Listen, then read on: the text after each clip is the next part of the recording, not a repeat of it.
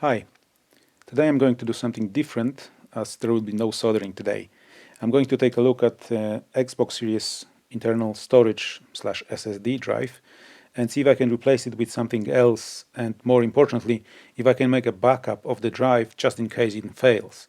The reason I think it's important is that if your SSD fails, then you need to send the console to Microsoft for rather expensive repair. You won't be able to replace the SSD as it's married to excuse me, to your particular Xbox. So when the SSD fails, your console is just a piece of useless hardware that will not boot at all. But in theory, if you have a backup, you could potentially buy a cheap NVMe drive, restore it, and install in your Xbox. 512 gigabyte drives can be purchased for around $50 at the moment, and I'm sure the prices will go down in time. Again, in theory, there's no need to pay Microsoft hundreds of dollars to replace your failed SSD. And just to make things clear, we know we can clone the entire SSD to another SSD that's been sourced from another series console. That's doable and it will work. But what I'm trying to understand is if I can use any SSD NVMe drive, and I'll come back to that in a minute, restore the backup and install it in the Xbox Series console. I saw a video by Go Gamers. I'll share his channel and the link to the video in the description. And I thought it was really interesting. He claims that only one partition is really needed, and it's just 1 gigabyte partition. So we don't really need to clone or copy entire 512 gigabyte or 1 terabyte if we're talking Series X.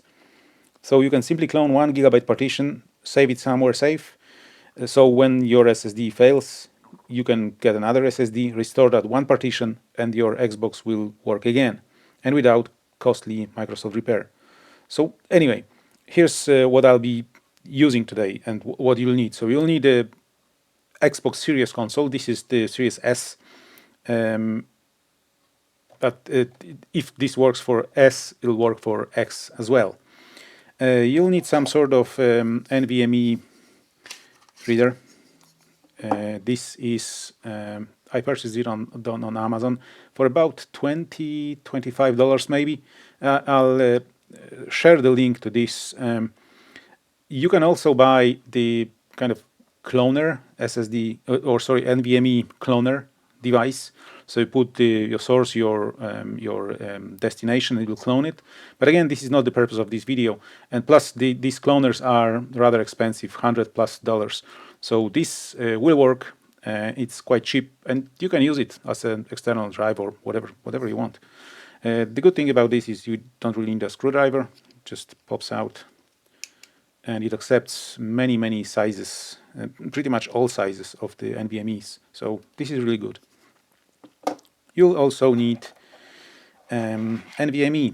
So I have two, and I'll try both of them. This one is 512 gigabytes, so exactly the same size as the SSD here. This is PCIe Gen 4 times 4. I think this one is PCIe Gen 4 times 2. I think the only difference is the number of channels the data can pass. So this, in theory, should be compatible with this one. Again, all theory. And I have another one, which is 256 gigabyte. This, unfortunately, is PCIe Gen 3. So this will probably won't work with this. But again, I don't have anything else, unfortunately. So the reason I wanted to try this one is I just want to see if this device will accept different size of drive. So if this works, then that would most likely mean that you can also install 1 terabyte SSD in this device in Series S. Obviously, it's probably not.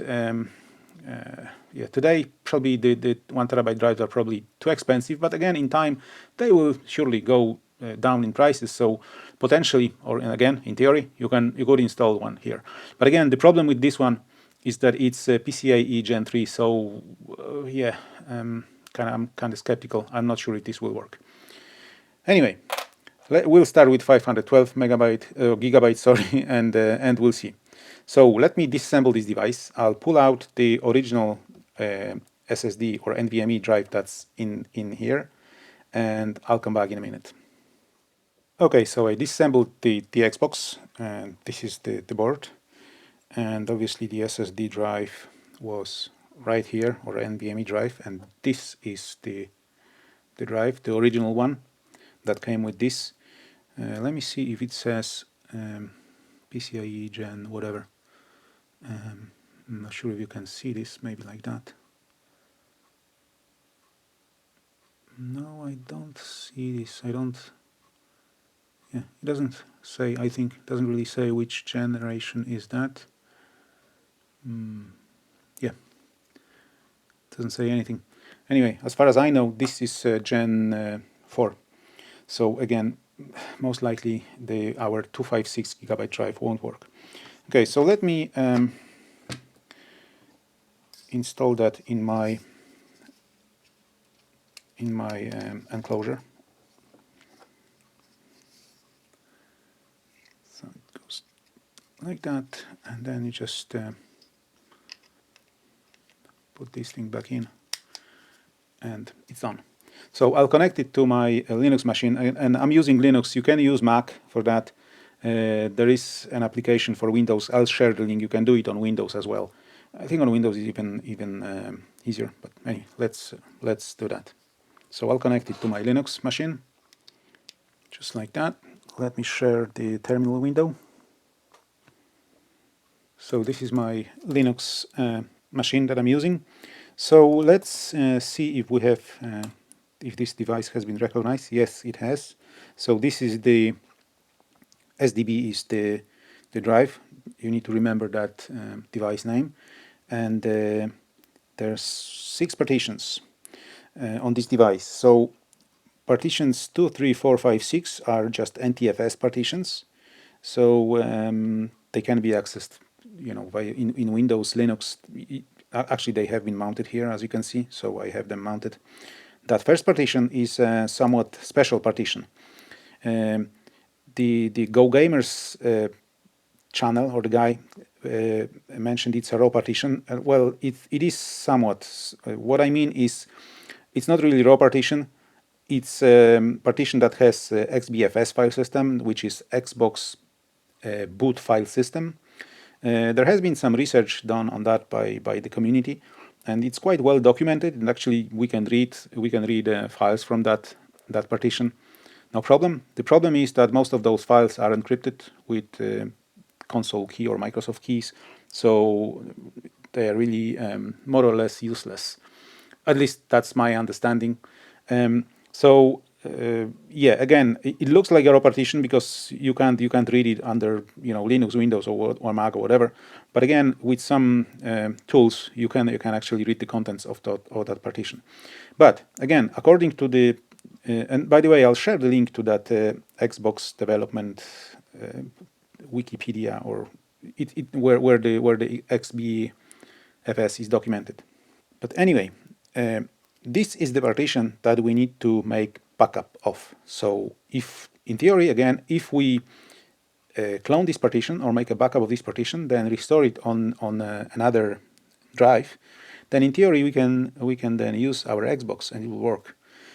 So there's a few things that we need to do. First of all, I'll have a look at the drive and see what's there. So we can use gdisk for that.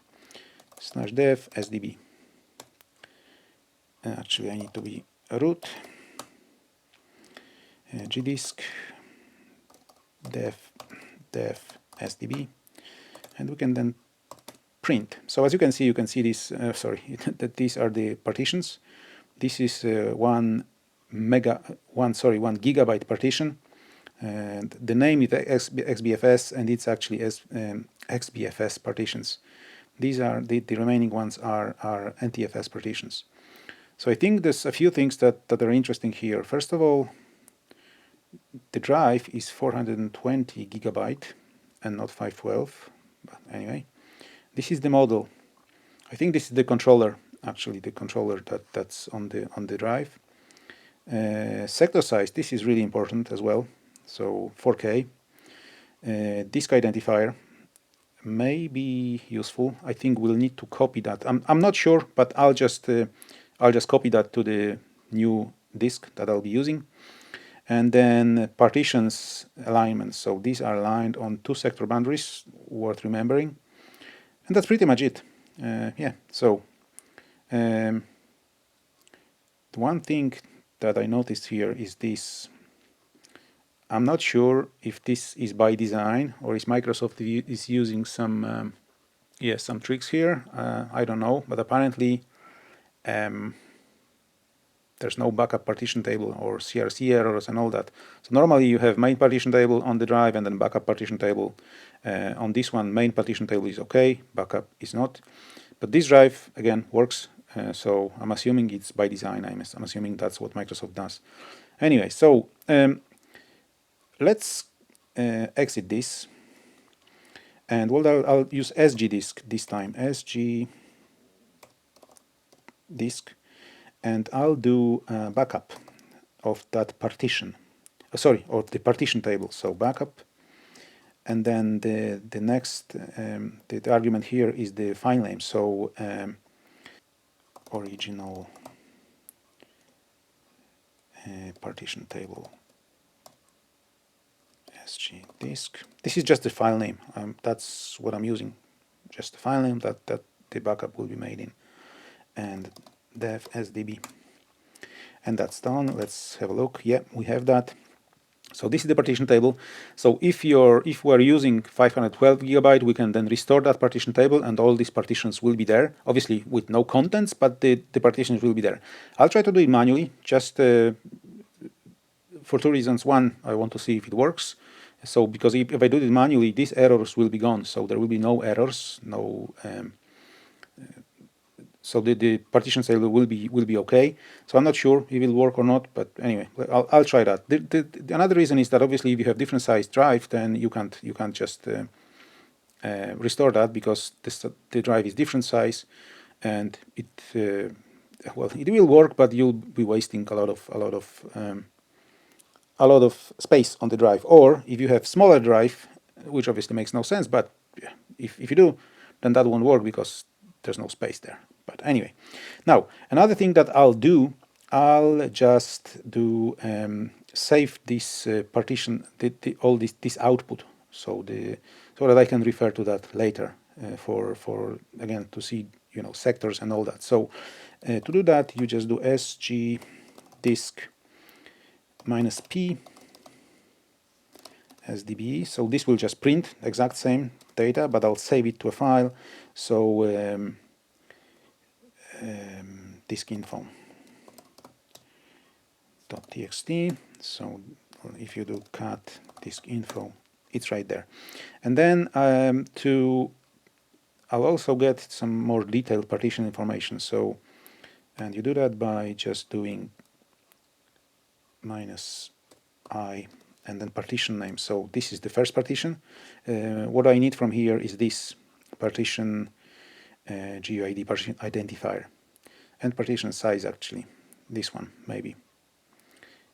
Yeah, so again I'll save that to a file. So partition partition 1, then I'll save it, so save all the partitions just in case. Partition 3, so all 6 partitions. 4, again this is probably not needed, but I like to have a backup of everything I can. 5, and last one. Okay, let's see, do we have all those? Yeah, we do. So for example, partition 6. Yeah, so we have all that. So with all this information and that backup, we need, partition table backup. Now we need to actually make a backup of that first partition. So again, all we did so far is just the partition table, not the contents. So we'll do partition backup using dd. So input file sdb1, first partition. Output file, let's do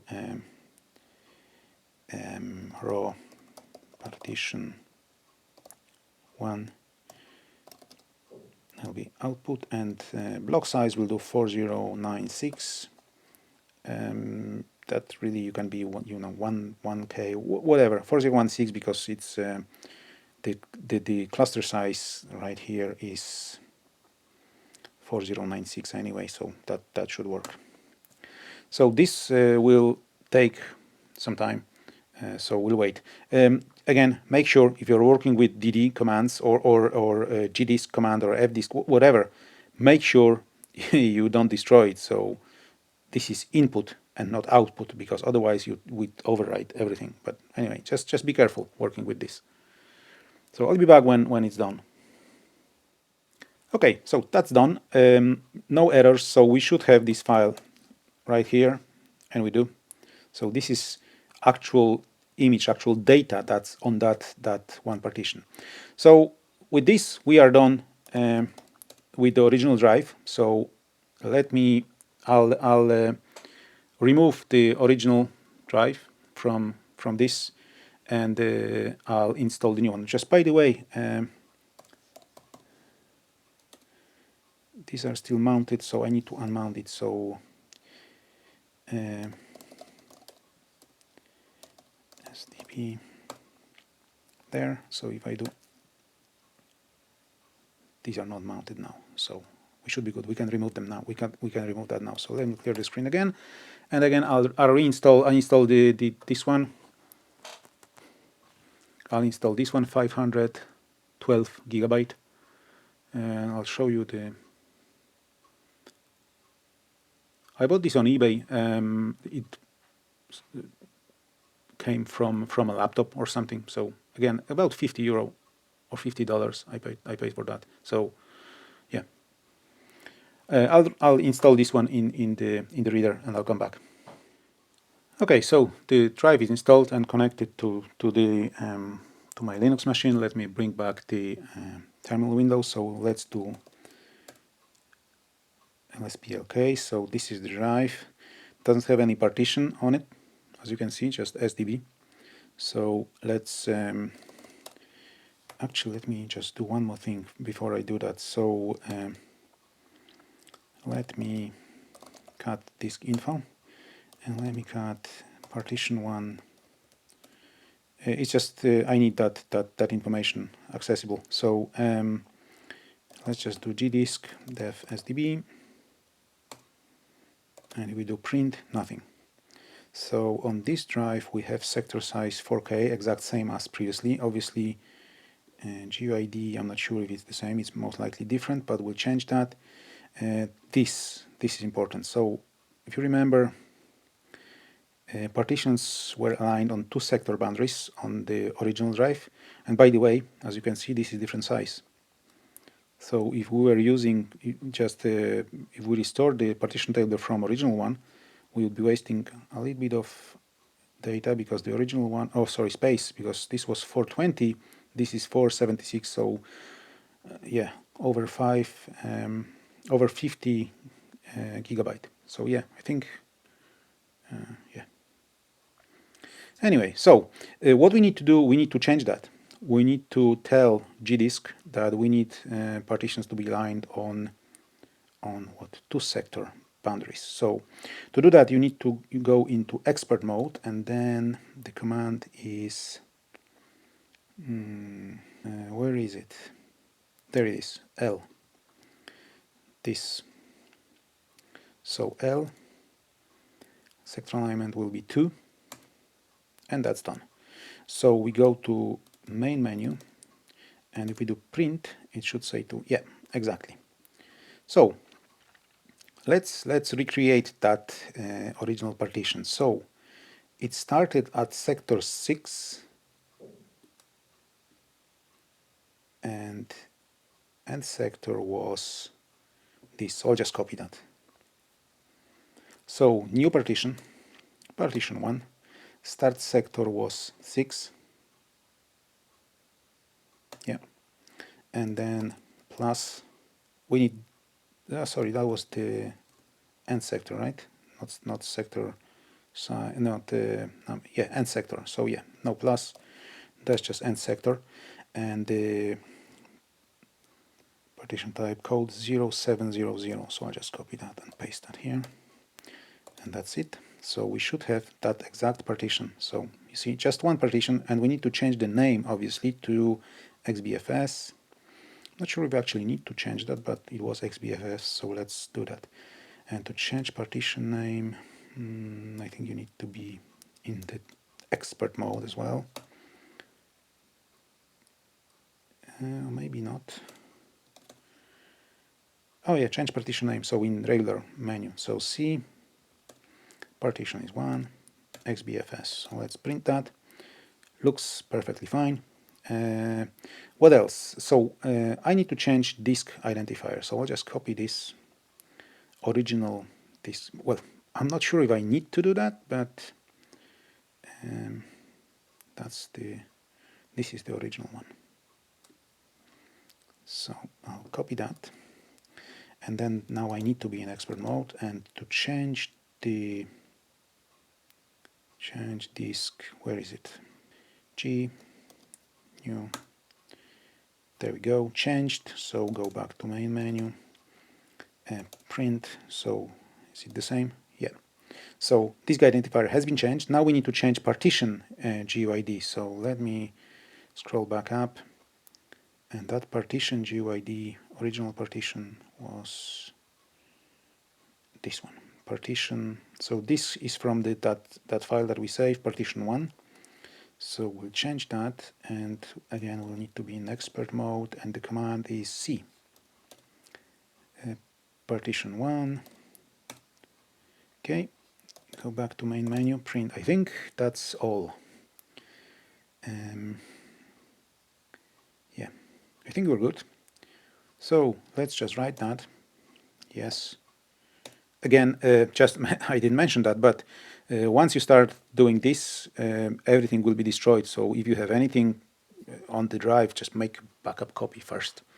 So, okay, so now let me just compare this. So disk info, and then our new partition again, gdisk, just print. So as you can see, this doesn't generate any errors. And a few things that I already noticed. So main partition table begins at sector 2 and ends at sector 5 here, and in the original one was just 2 sectors. So this is different, definitely. I don't know why. Again, maybe this is something that Microsoft did for a reason. The model seems to be the same. So on this drive, the controller seems to be identical. I think it is. Is it the same? 328, yeah, it is the same. So maybe it will work. Again, the size is different, obviously. This partition table is different. Well, what I mean is that this is all correct. On the original one, there's some errors, but yeah, I think it will, well, hopefully it will work. So that's it. We are done. Ah, no, we are not done. Sorry. Most important thing. Now, we only have partition tables, but we need to actually restore that contents of that raw partition. So again, we'll do that with dd, and input file this time is this. Output file this time is sdb1. Again, all these commands are will destroy anything you have on the drive, so just be careful. Block size will do 4096 as well. And is that all okay? It should be. Okay. So again, this will take some time. I'll be back when it's done. Okay, this is done now. So let me see if nothing is mounted, because again, this is just the partition that is not recognized. So we can safely take out this this drive. So what I'll do now, I'll install this drive. Let me remove it from here so that you can see. So I'll remove that drive and install it in the Xbox here, and I'll put the whole thing back in this frame, and the reason for that is that if this works, and well, hopefully this will get very hot, and I think it's this one. So there's some thermal pad. So yeah, I just don't want to leave it, you know, getting hot, really hot. So I'll put everything back in here. So I'll be back once it's done. Okay, so I have everything connected. I have my controller here as well. One thing, obviously, you'll need the offline system update on the USB drive, so I'll stick it in here. And let me share the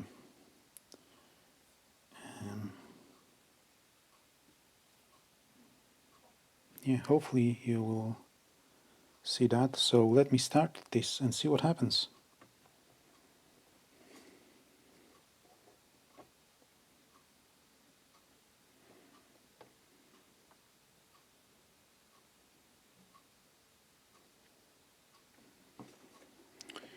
Okay, that doesn't boot at all.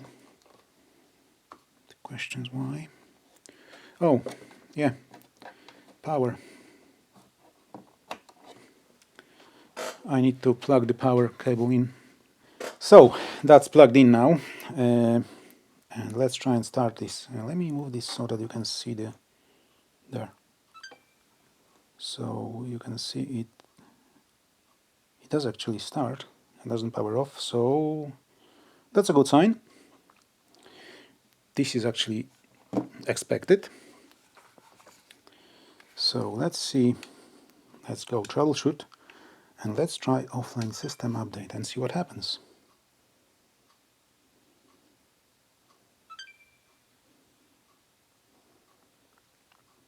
Updating.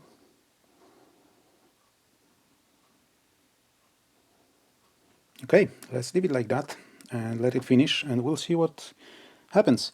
So the good thing is that obviously it doesn't complain about the incompatible SSD, at least not yet.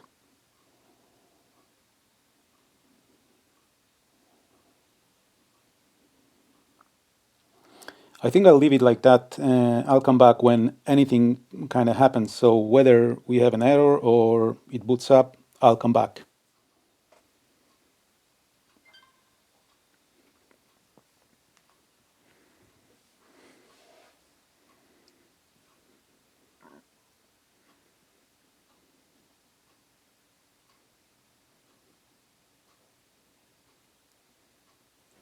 Okay, so bad news. This went it restarted, the Xbox restarted at some point, and unfortunately something went wrong. So yeah, I'm not sure. Let's try that again, actually. So I'll try that again. If that doesn't work, then yeah, then I think it won't work. Okay, I'll be back when anything happens. Okay, so it's restarting again. So it went through download process 100%, then verifying 100%, and then just reboots and goes back to this error. Okay, so this didn't work. E109, I don't know what that means. Let me check, actually. Okay, so I don't know. I couldn't find anything about E109. Anyway, this didn't work. Let's examine what's on the... I'll turn it off. So I'll disconnect everything.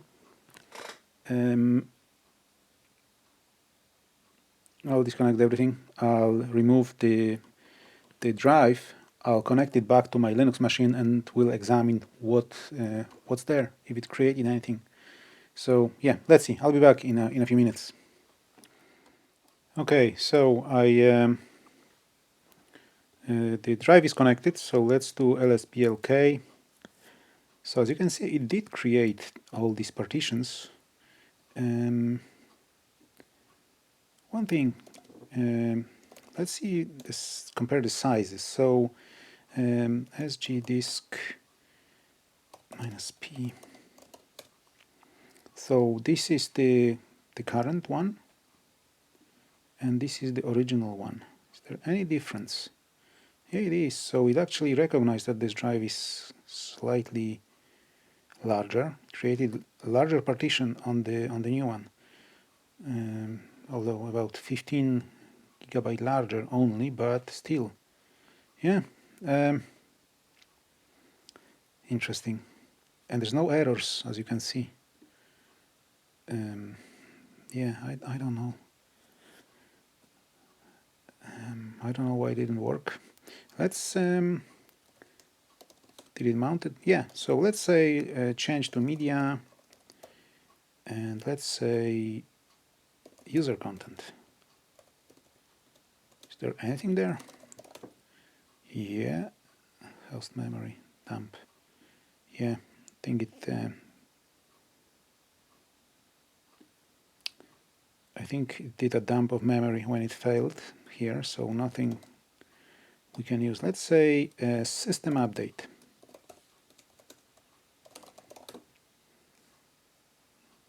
Yeah, there is just one file. I think normally you have multiple files here, so I don't know. Let's see system support.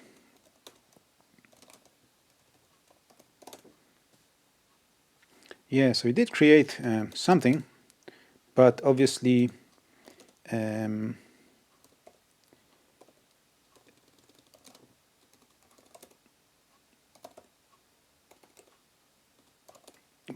not everything. So let me clear the screen. I'll try one more thing. Obviously, there's no point in trying 256 gigabyte if this didn't work. Yeah. Let me try one more thing. I'll clean everything from that drive. So SG disk SDB. So this will just clean everything.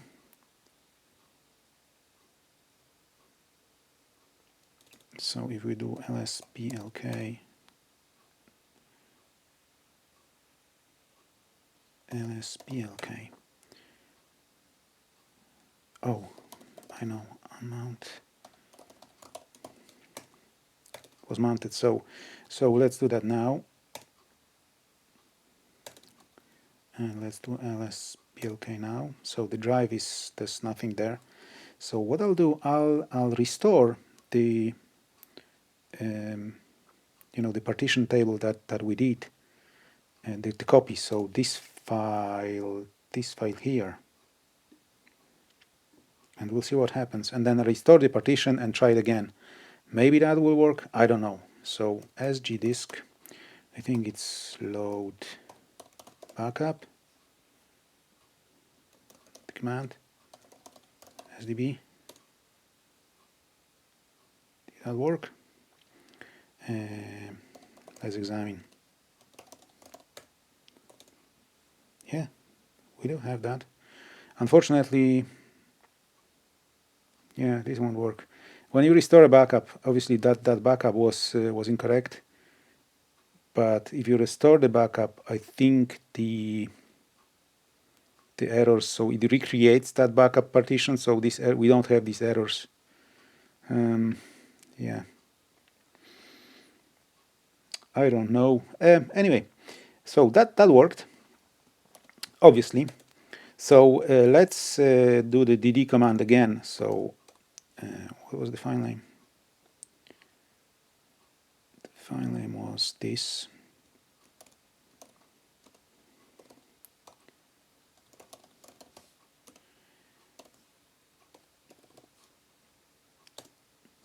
So again, what I did, I restored the partition table from the backup. So it created all these partitions because obviously they were on the original drive.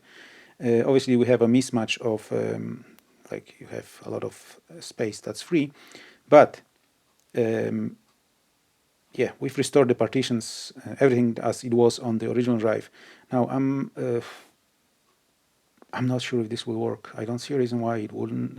Why previous Didn't, but maybe. The only thing that it didn't restore is those errors. So there was errors, and I'm not sure if they were by design again. Maybe that's what Microsoft did. I don't know. But anyway, so I've restored the partition table. I'm restoring that first partition, that raw partition right now, and I'll plug the drive back in and try and do the offline update again. So I'll be back when it's all done. Okay, so I've put everything back together. Let me get rid of that terminal window. So this is all put back together. Let me bring up this screen and let's power the thing on again.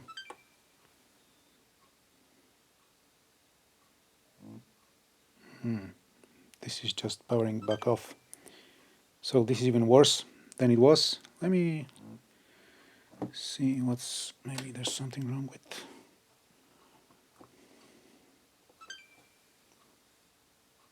Yeah, this is now powering off immediately. Did I put the right card? Yeah, this is 256. Yeah, I don't know. Okay, so reassemble it back again one more time. Yeah, goes off immediately. So this is even worse. I don't know why. So copying original partition table is even worse. Anyway, let me put back the original drive and hope it will start. So I'll be back in a minute. Okay, so the original drive is put in. So these are the two drives that I've been using for testing. Now the moment of truth. Will it power on? And it doesn't. I think I have a brick here on the desk. Yeah, don't try that at home. I think that's the lesson. Yeah, sometimes things need to be sacrificed for science. I don't know why it doesn't boot at all. I think it has to do something with these updates that we did. Maybe it saved something. Yeah, I don't know.